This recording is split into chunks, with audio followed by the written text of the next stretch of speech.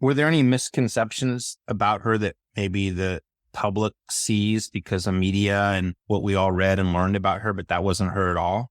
Great question.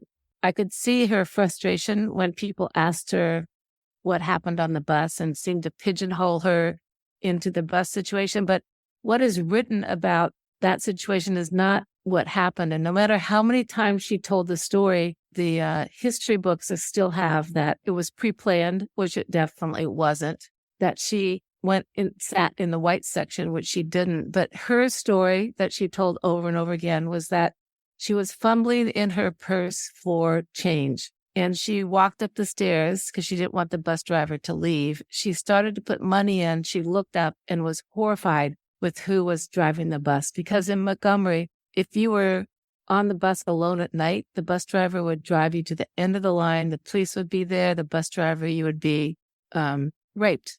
And so she saw his face and she was scared. But she had already put the money in. So she went beyond the barrier sign that said black section. She sat in the black section, but he noticed who she was, and that's when the altercation happened. She said if she had seen him, she would never have gotten on the bus that day. So she knew this guy. She knew the guy. And also she said that what kept her firmly seated in the seat after she sat down in the black section was a week before was when she had seen the picture of Emmett Till, who had been burned, and his mother had kept the casket open.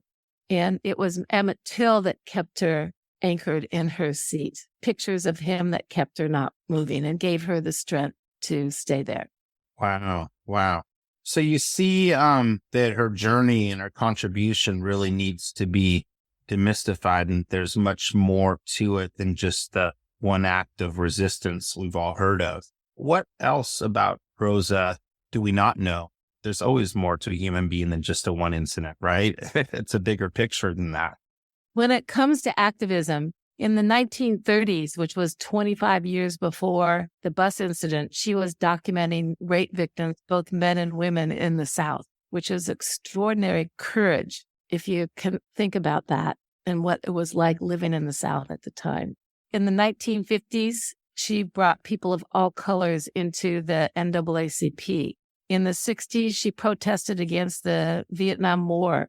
She started NOW. And in the biography of Anna Hegeman, who founded NOW, she says clearly that Mrs. Parks, it was her idea. She met with them frequently to make sure it happened, but she didn't want people to think it was a civil rights organization because she was associated with it. So she was the silent founder of the organization. And people don't know that.